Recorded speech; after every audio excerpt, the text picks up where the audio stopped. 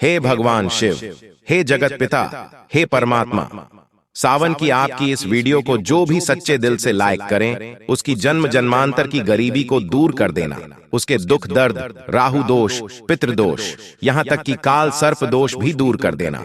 हर हर महादेव। यदि आपकी इस संतान से कोई भूल हो जाए तो हमें माफ करना, हम सब आपकी ही संतान हैं। लाइक जरूर करें दोस्तों। इस बार 2024 में कितने सावन सोमवार पड़ रहे हैं? कोई कह रहा है 4 सावन सोमवार पड़ रहे हैं, कोई कह रहा है 6 सावन सोमवार पड़ेंगे।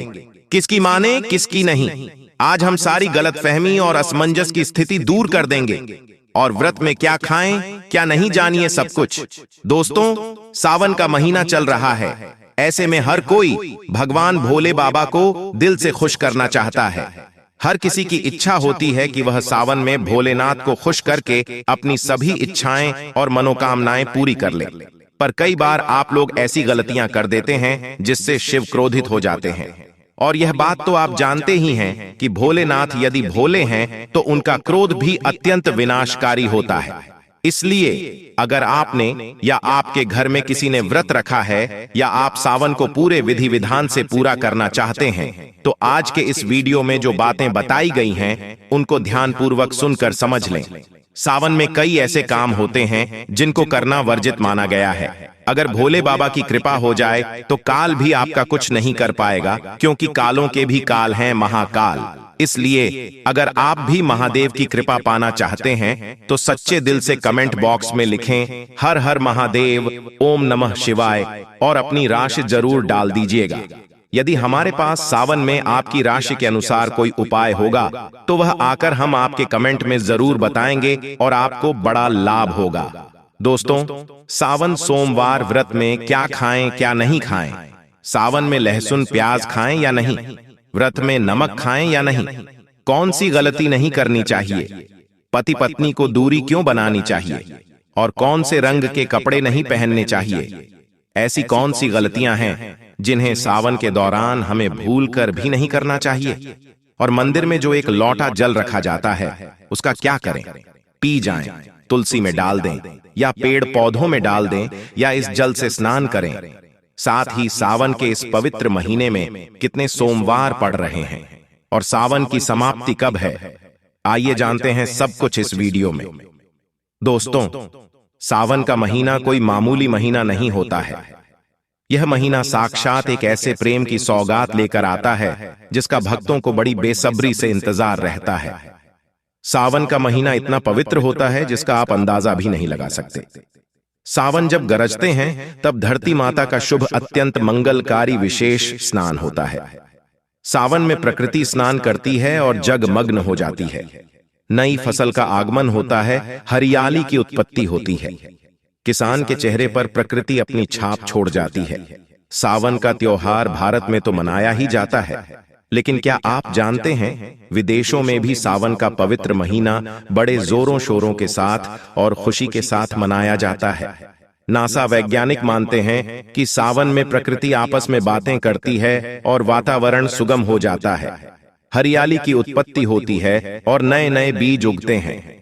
इस मौसम में हरियाली साक्षात महादेव का स्वागत करती है और महादेव से बातें करती है। आपको बता दें, शास्त्रों में सावन सोमवार का व्रत जो भी महिला या पुरुष करते हैं वह व्यक्ति भगवान भोलेनाथ का सर्वाधिक प्रिय हो जाता है। ऐसे व्यक्ति को भगवान भोले बाबा अपनी शरण में ले लेते हैं। धर्मशास्त्रों के अनुसार सावन में जो आसमान से जल बरसता है वह भगवान शिव की जटा से और श्री हरि के चरणों से होकर ही धरती पर गिरता है। सावन में बच्चे बूढ़े सभी को स्नान करना चाहिए। साक्षात भगवान शिव और श्री हरि का आशीर्वाद बरसता है। सावन में स्नान करने वाले छोटे छोटे शिशु, छोटे बालक, बच्चे, बूढ़े बुजुर्ग, महिलाएं जब स्नान करते हैं तो इससे वह बीमारी से मुक्त हो जाते हैं। तू साक्षात सावन में स्नान नहीं करते, बारिश में स्नान नहीं करते, वह पापी कहलाते हैं। इसीलिए पाप से बचने के लिए सावन में स्नान, बरसात में स्नान अवश्य करना चाहिए। बच्चे महीने के हैं, दिनों के हैं तो उन्हें बरसात की थोड़ी सी बूंद मस्तक पर जरूर डलवाना चाहिए। बरसात की एक बूंद भी अमृत तुल्य होती है। जो बरसात में स्नान नहीं करते उनको सैकड़ों पाप लग जाते हैं। दोस्तों, जो लोग लड्डू गोपाल की सेवा करते हैं तो लड्डू गोपाल हमारे सदस्य की तरह होते हैं, हमारे बड़े अपने होते हैं, हमारे घर के राजा होते हैं, किंग ऑफ द वर्ल्ड होते हैं। ऐसे में भगवान श्री कृष्ण को या लड्डू गोपाल को बरसात में स्नान अवश्य करना चाहिए। सावन की पहली बरसात में लड्डू गोपाल को स्नान जरूर कराएं। उन्हें चांदी की थाली में, पीतल की थाली में या माटी की थाली में रखकर स्नान अवश्य कराना चाहिए। सावन की पहली बरसात लड्डू गोपाल को अत्यंत प्रिय है। लड्डू गोपाल की विशेष कृपा पाने के लिए सावन के पहले ही दिन लड्डू गोपाल को स्नान अवश्य कराना चाहिए। इससे साक्षात लड्डू गोपाल की पूरे परिवार पर कृपा बरसती है। लड्डू गोपाल बहुत प्रसन्न होते हैं, अत्यंत खुशी से झूम उठते हैं, नृत्य करते हैं और सावन में प्रसन्न रहते हैं। दोस्तों, सावन में कांवड़ यात्रा का क्या कहना? शास्त्रों के अनुसार माना जाता है कि सबसे पहली कांवड़ यात्रा भगवान परशुराम ने भगवान शिव को समर्पित अपने कांधे पर उठाई थी। तभी से भगवान शिव को प्रसन्न करने के लिए कांवड़ यात्रा की जाती है। दोस्तों, लेकिन क्या आप जानते हैं सावन में 10 ऐसे नियम हैं जो आपको जानना बहुत ही आवश्यक है। अगर इन नियमों का पालन अगर आप अपने जीवन में नहीं करते हैं तो आपको भगवान शिव के क्रोध का सामना करना पड़ सकता है। आपका पूरा परिवार गरीबी, निर्धनता और बर्बादी का सामना कर सकता है। दोस्तों, आज की वीडियो बहुत ही सुंदर है। वीडियो को अंत तक जरूर देखें क्योंकि अधूरा ज्ञान हमेशा खतरनाक साबित होता है। इसलिए वीडियो को पूरा अंत तक जरूर देखें और सच्चे दिल से कमेंट बॉक्स में लिखें हर हर महादेव, ओम नमः शिवाय और वीडियो को लाइक जरूर करें। आइए जानते हैं दोस्तों, सबसे पहले जानते हैं सावन सोमवार व्रत की तारीखें। पहला सोमवार का व्रत 22 जुलाई, दूसरा सोमवार का व्रत 29 जुलाई, तीसरा सोमवार का व्रत 5 अगस्त, चौथा सोमवार व्रत 12 अगस्त, पांचवा व्रत 19 अगस्त को रखा जाएगा। सावन का पवित्र महीना 22 जुलाई को पड़ा है और इसी दिन सावन का पहला व्रत सावन सोमवार पड़ा है, जो कि बहुत ही शुभ और अत्यंत दुर्लभ मंगलकारी माना जा रहा है। पहले दिन सावन सोमवार का व्रत विशेष है, दुर्लभ है। कई सैकड़ों सालों के बाद जाकर के महासंयोग आ रहा है। इस शुभ दिन पर लाखों करोड़ों श्रद्धालु लोग व्रत अवश्य रखेंगे और व्रत में कई ऐसी चीजें खाएंगे जिससे व्रत की पूर्ति होगी। शिव व्रत सावन सोमवार व्रत पूर्ण माना जाएगा। लेकिन ऐसे में हम जानते हैं व्रत में क्या खाएं और क्या नहीं खाएं। दोस्तों, अगर आपने सावन सोमवार का व्रत रखा है तो आप इस दिन सात्विक भोजन ही करें। यह निर्जला व्रत नहीं होता, इसलिए इस व्रत में सेंधा नमक से बनी चीजें खा सकते हैं। अगर आपने फल खाने पर संकल्प लिया है तो नमक भूलकर भी ना खाएं। आप फल वगैरह ही खाएं और कुछ मत खाना। व्रत में बाहर का गन्ने का जूस मत पीना, उसमें नमक पड़ा होता है। बर्तन कोई कितना भी साफ कर ले, नमक रह ही जाता है। बाहर का जूस भी मत पीना, उनके बर्तनों में भी नमक पड़ा होता है। जो हम घर में देखभाल कर लेंगे, व्रत की वह बाहर नहीं कर पाएंगे और वह नमक आपके मुंह तक जाएगा तो आपका व्रत खंडित हो जाएगा। व्रत में डब्बा बंद जूस नहीं पीना चाहिए, उसमें कई केमिकल पड़े होते हैं जिससे व्रत टूट जाता है। और व्रत में लंबे समय का रखा हुआ भोजन कभी नहीं करना चाहिए, वह दूषित भोजन कहलाता है जिसमें विष होता है। दोस्तों, सावन में कई बार शुक्रवार का दिन पड़ जाता है तो खट्टा भूलकर भी मत खाना, क्योंकि माता संतोषी इस दौरान जागृत अवस्था में हो जाती हैं, वह रुष्ट हो जाएंगी। इस दिन आप पानी पूरी, इमली की चटनी वगैरह, खट्टे फल वगैरह जाने अनजाने में भी मत खाना, क्योंकि इससे माता संतोषी क्रोधित हो जाएंगी। एक बार माता संतोषी रुष्ट हो गई तो आपको जिंदगी भर कष्ट भोगना पड़ेगा। माता रानी भोली है, पर सावन के महीने में जो भी शुक्रवार के दिन खट्टा खाता है उसे परेशानी और माता के क्रोध का सामना करना ही पड़ता है। सावन में साधारण नमक फलों पर लगाकर या अमरूद के बीच में भरकर भूलकर भी नहीं खाना चाहिए। आप सेंधा नमक फलों पर लगाकर खा सकते हैं। सावन के व्रत में चाय आप पी सकते हैं, लेकिन चाय में नमक मत डालना, इससे हड्डियां गल जाती हैं। सावन के व्रत में दूध नहीं पीना चाहिए, इससे भगवान शिव क्रोधित हो जाते हैं। सावन में हल्दी मिलाकर दूध पीने से भयंकर श्राप लगता है। सावन में बच्चों को दूध पी लेना चाहिए, पर घर में बड़ों को दूध नहीं पीना चाहिए। यदि कोई बीमार है, किसी कारणवश यदि दूध की आवश्यकता हो तो उसे पी लेना चाहिए। यदि सावन का व्रत अगर आपने मीठे पर रखा है तो आप मीठी मीठी बर्फी भोग लगाने के बाद खा सकते हैं। शिव को भोग लगाने के बाद खीर, पराठा या दही पराठा खा सकते हैं। मीठी मिश्री खाएं या आटे का मीठा मीठा चीला बनाकर आप खा सकते हैं। यदि व्रत सख्त रूप में रखा है तो आप चाहे तो सेंधा नमक से बने आलू के पकवान खा सकते हैं। आलू की सब्जी कुत्तू की रोटी के साथ खा सकते हैं। सादा दही में डालकर खीरा खा सकते हैं, धनिया खा सकते हैं, लौकी या कद्दू की सब्जी भी खा सकते हैं। और आटा खाते समय आटा ध्यान से देख लें, पुराने आटे में कीड़े पड़ जाते हैं जिससे आपका व्रत खंडित हो सकता है। व्रतधारी को सावन सोमवार के व्रत में बेसन, मैदा, सत्तू, अन्न और अनाज का सेवन नहीं करना चाहिए। सावन में जितना जल्दी हो सके, सावन शुरू होने से पहले यदि घर में आपके बैंगन की सब्जी या साबुत बैंगन रखा हुआ है तो उसे तुरंत हटा दें। इससे भगवान शिव अत्यंत क्रोधित हो जाते हैं। सावन में यदि पालक का साग रखा है तो घर से बाहर फेंक दें। साग सब्जियां सावन में खाना वर्जित होती हैं, खासकर बैंगन तो घर में भूलकर भी नहीं रखना चाहिए, नहीं तो घर हो जाएगा कंगाल। भगवान शिव क्रोधित हो जाते हैं। सावन में घर में बैंगन रखने से विनाश होता है। इसके अलावा अन्य किसी भी व्यक्ति को मांस, मदिरा, लहसुन, प्याज इत्यादि का भी सेवन नहीं करना चाहिए। वहीं व्रत रखने वाले व्यक्ति को धनिया पाउडर, मिर्ची पाउडर, सादा नमक का सेवन भूलकर भी नहीं करना चाहिए। गरम मसाला या पैकेट पर सामग्री बिना पढ़े कोई भी डब्बा बंद पैकेट नहीं खाना चाहिए। 90% डब्बा बंद सामान में लहसुन प्याज पड़ा होता है। आप कभी इंग्रेडिएंट्स पढ़ सकते हैं। लहसुन प्याज सबसे ज्यादा इस्तेमाल होता है डब्बा बंद चीजों में, और सावन में यदि हमने गलती से यह चीज खा ली तो हमारा व्रत टूट सकता है। सावन में चाहे आपका व्रत हो या ना हो, किसी भी व्यक्ति को खड़ी पकड़ा नहीं खाना चाहिए। वहीं पत्तेदार सब्जियां जैसे पालक, मेथी, लाल भाजी, बथुआ, पत्ता गोभी जैसी सब्जियां या साग सब्जियां भूल कर भी नहीं खानी चाहिए। यह जहर के समान मानी जाती है। इसमें कीड़े आ जाते हैं, सांप, बिच्छू वगैरह आ जाते हैं। और जो भी व्यक्ति सावन में बैंगन की सब्जी खाता है उस व्यक्ति को घोर पाप लग जाता है। इसी कारण लोग द्वादशी और चतुर्दशी पर बैंगन नहीं खाते। पत्तेदार सब्जियां क्यों नहीं खाई जाती, इसके पीछे एक कथा है, मैं आपको बताऊंगा। दोस्तों, सावन के पवित्र महीने में कौन सी गलतियां नहीं करनी चाहिए? ये गलतियां पाप का भागीदार तो बनाती ही हैं, साथ ही साथ ऐसा व्यक्ति नरक में अटका ही रह जाता है।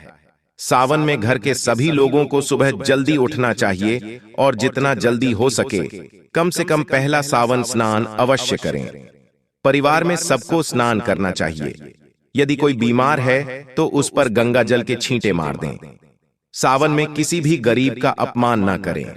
क्या पता उस गरीब के रूप में भगवान शिव हों, क्योंकि भगवान शिव सावन में अपने भक्तों की परीक्षा लेने आते हैं। सावन में देर तक सोने वाली महिला का पति बर्बाद हो जाता है और उसकी मृत्यु निकट भविष्य में जल्दी हो जाती है। इसलिए पति के उठने से पहले सावन में हर स्त्री को जल्दी उठ जाना चाहिए और भगवान शिव की पूजा करनी चाहिए। सोमवार व्रत अवश्य करना चाहिए। ऐसा करने से धन लक्ष्मी का वास होता है। सावन में पति पत्नी को सहवास नहीं करना चाहिए। अगर आपने व्रत रखा है या आपकी पत्नी ने व्रत रखा है तो आप दूरी बनाकर रखें, क्योंकि इस दौरान ऐसा व्यक्ति भगवान शिव की शरण में होता है।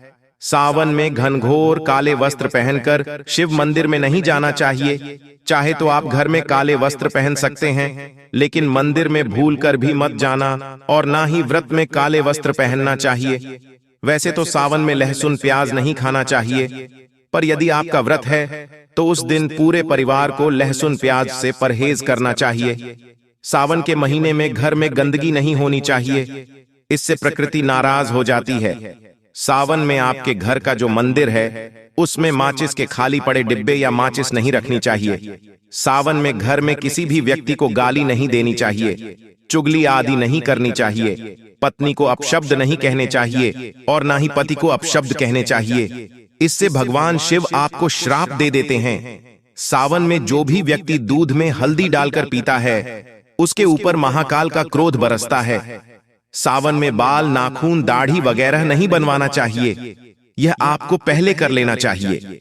कोई ज्यादा समस्या हो तो आप ऐसा कर सकते हैं, पर शिवजी से क्षमा अवश्य मांग लें।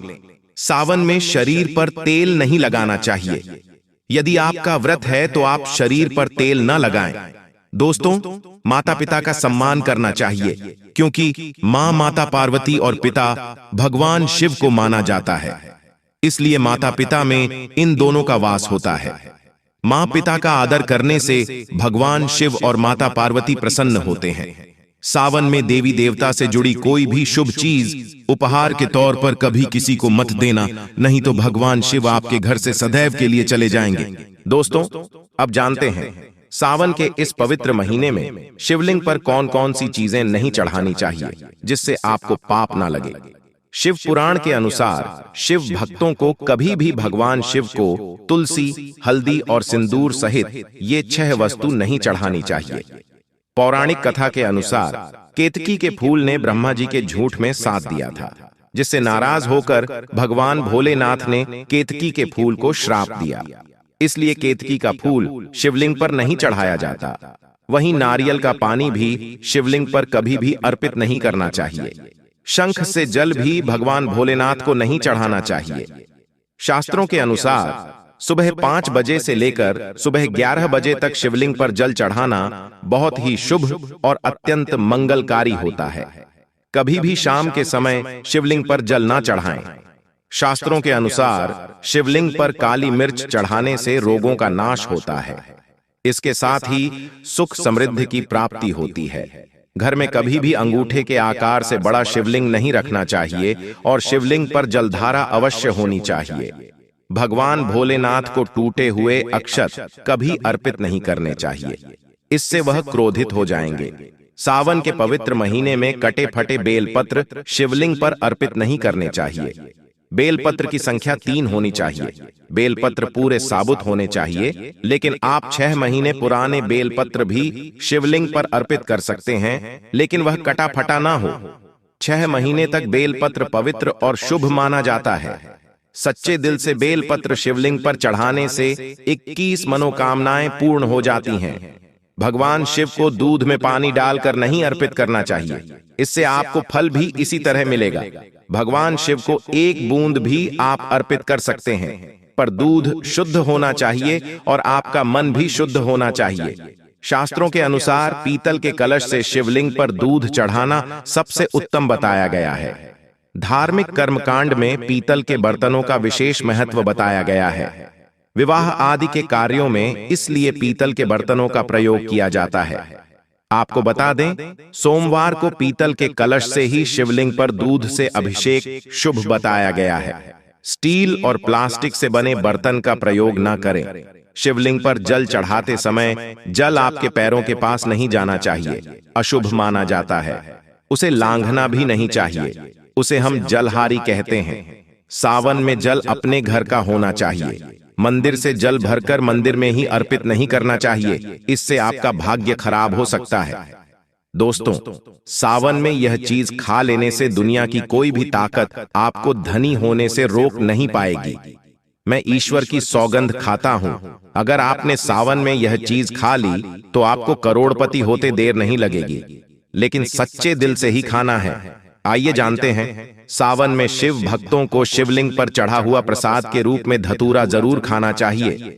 इसे आपको ज्यादा नहीं खाना है, बस अपनी जुबान पर हल्का सा टच करना है। ज्यादा खाएंगे तो आप बीमार पड़ जाएंगे, इसलिए बस टच कर लें। आप देखना, आपके अंदर सकारात्मकता का संचार होगा और आपको धनी होने से कोई नहीं रोक पाएगा। दूसरा है बेल फल। बेल फल प्रसाद के रूप में खाने से माता पार्वती के साथ साथ भगवान शिव की कृपा भी बरसेगी और समस्त 33 कोटि देवी देवता आपको धनवान बनाएंगे।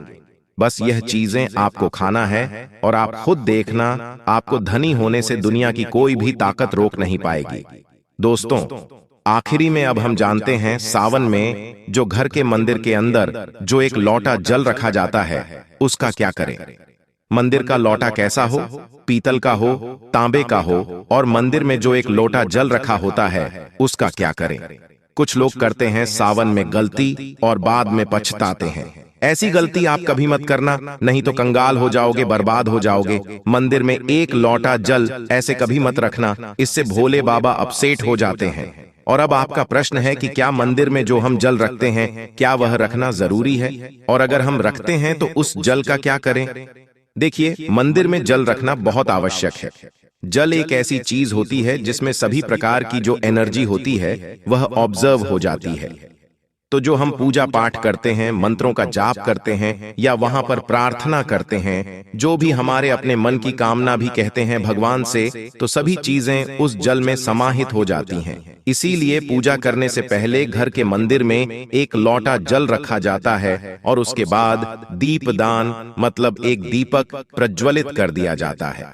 यह अग्नि और जल का एक तरह से बैलेंस भी हो जाता है, और इसीलिए शास्त्रों के अनुसार घर के मंदिर में एक लोटा जल भी हमेशा होना चाहिए और दीपक भी प्रज्वलित करना चाहिए। तो अब इस जल का करना क्या चाहिए।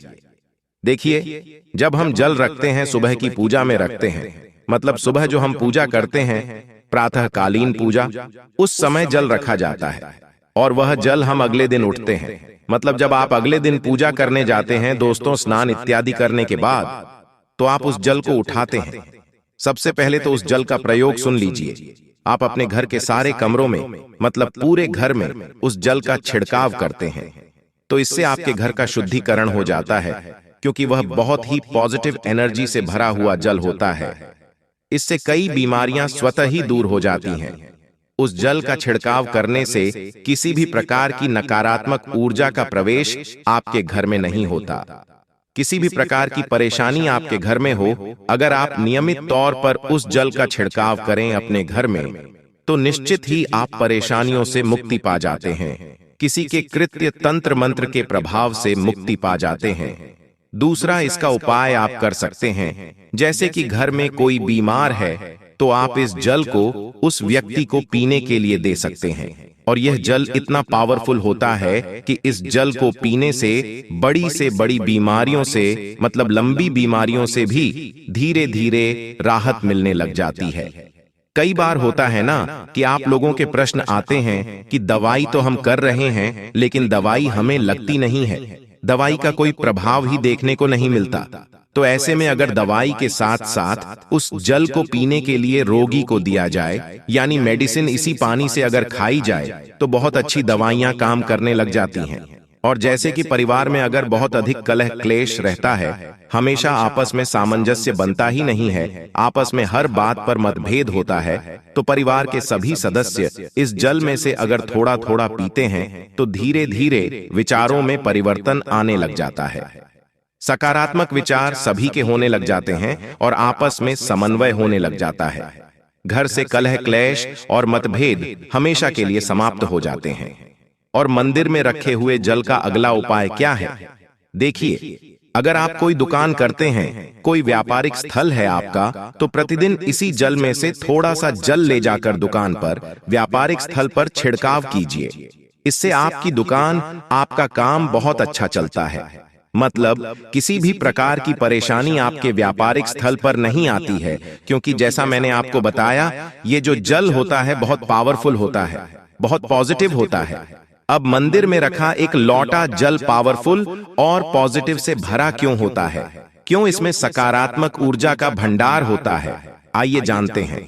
देखिए, जल जो होता है अमृत हुआ, मीठे मीठे फल हुए, भोजन हुआ, अनाज हुआ, उससे भी बढ़कर माना जाता है। देवी देवता आपके दिए हुए इसी जल को ग्रहण करते हैं। मंदिर में एक लोटा जल रखना उतना ही जरूरी है जितना आप सुबह दोपहर शाम का भोजन करते हैं। जब हम भगवान की पूजा करते हैं और तांबे के पात्र में या पीतल के पात्र में एक लोटा जल जरूर रखते हैं। जल जो होता है सागर रूपी होता है और यही सागर आपकी नया पार लगाता है।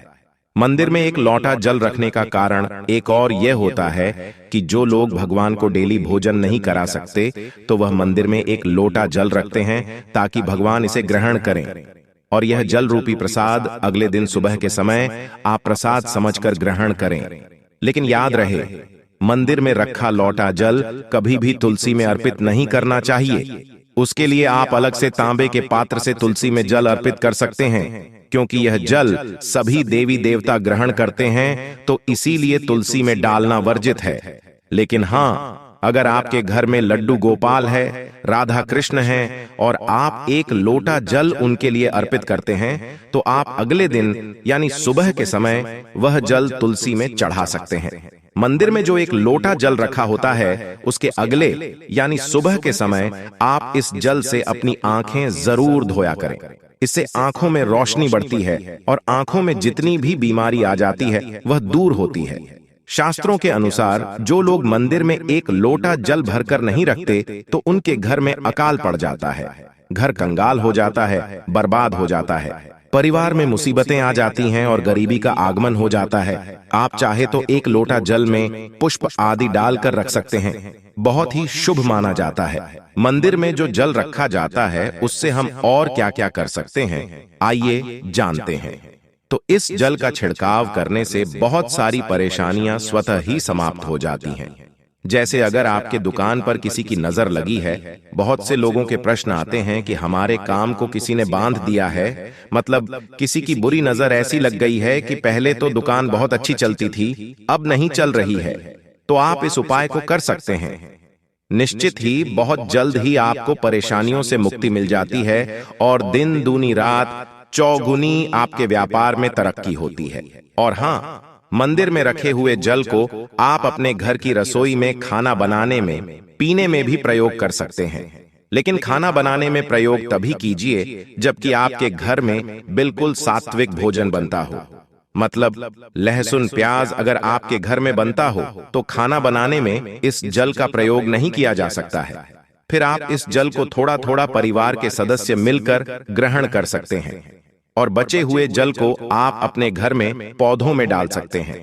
तो देखिए, ऐसा नहीं है कि मंदिर पर रखा हुआ जल बेकार होता है, किसी काम का नहीं होता है। बहुत सारे उपयोग इस जल के होते हैं। अगर हम सही तरीके से प्रयोग करें तो अपने जीवन की बहुत सारी परेशानियों का समाधान मात्र इस एक लोटा जल से हम कर सकते हैं। तो ध्यान रखिए कि मंत्रों से अभिमंत्रित जल बहुत महत्वपूर्ण होता है, बहुत शक्तिशाली होता है और हमारे घर के मंदिर पर रखा हुआ जल देवताओं का आशीर्वाद होता है, क्योंकि पूरे समय वह देवताओं के पास होता है। देवी देवता वहां पर रहते हैं, तो उस जल में हर प्रकार की शक्ति समाहित होती है, जो कि सकारात्मक शक्तियां होती हैं। और इस जल का प्रयोग अगर हम सही तरीके से करते हैं, मतलब पीने में करते हैं, खाना बनाने में करते हैं, घर में जल का छिड़काव करने में करते हैं, तो इससे हमारी समस्याओं का समाधान होता है। और अगर कोई भी कार्य नियमित तौर पर मतलब प्रतिदिन किया जाता है तो उसका हमें लाभ प्राप्त होता है। कभी कभी करेंगे तो निश्चित ही आपको उतना लाभ दिखाई नहीं देगा, लेकिन अगर आप नियम बना लेंगे कि हर रोज उसी जल से घर में छिड़काव करना है, घर में प्रत्येक व्यक्ति को थोड़ा थोड़ा पीने के लिए देना है, बचे हुए जल को पौधों में डाल दीजिए, दुकान पर छिड़क दीजिए, अपने घर के व्यापारिक स्थल पर छिड़काव कीजिए, बच्चों की बुक्स पर छिड़काव कीजिए, अपने घर की तिजोरी में हर जगह इस जल का छिड़काव कीजिए और नियमित तौर पर कीजिए। चमत्कार आपको निश्चित ही देखने को मिलेगा। इसी प्रकार से जो रसोई में रखा हुआ जल होता है, उसका छिड़काव अपने घर के मुख्य द्वार पर कीजिए, तो इसका भी आपको लाभ बहुत ही शीघ्र दिखाई देगा। लेकिन इसे अपने रूटीन में शामिल करना होगा, प्रतिदिन नियम से यह कार्य करना होगा, तभी आपको लाभ देखने को मिलेंगे। और हाँ, कई लोगों के प्रश्न आते हैं कि मंदिर पर जो रखा हुआ जल होता है, तो जब हम अगले दिन उठाते हैं तो उसमें कई बार कुछ चीजें पड़ जाती हैं, कोई कीड़े मकोड़े पड़े जाते हैं क्योंकि खुला होता है। तो क्या हम उसे ढक सकते हैं? जी हाँ, बिल्कुल ढक सकते हैं। जब आप पूजा करते हैं सुबह के समय, तो जब तक पूजा कर रहे हैं, जब तक मंत्रोच्चारण कर रहे हैं, तब तक जल खुला रखिए। और उसके बाद जैसे कि आप पूजा पर से उठते हैं, तो उससे पहले जल को किसी भी प्लेट से या कटोरी से ढक दीजिए। फिर जब आप अगले दिन उस जल को उठाएंगे तो बिल्कुल शुद्ध और साफ सुथरा जल आपको मिलेगा। और उस जल का प्रयोग आप अपने किसी भी कार्य में कर सकते हैं। और दोस्तों, आप जब भी घर के मुख्य द्वार पर जल छिड़काव करें तो गणेश जी भगवान का यह मंत्र जरूर बोलें, ओम गणपतये नमः। और जो हमने आपको वीडियो में बताया है उसे ध्यान पूर्वक अच्छी तरीके से समझकर अपने घर के मुख्य द्वार पर जल का छिड़काव करें। दोस्तों, अगर आप वाकई में भगवान शिव से प्यार करते हैं तो कमेंट बॉक्स में हर हर महादेव अवश्य लिख कर जाएं। भोले बाबा आपकी सभी मनोकामना अवश्य पूर्ण करेंगे। महादेव के लिए एक लाइक तो बनता है।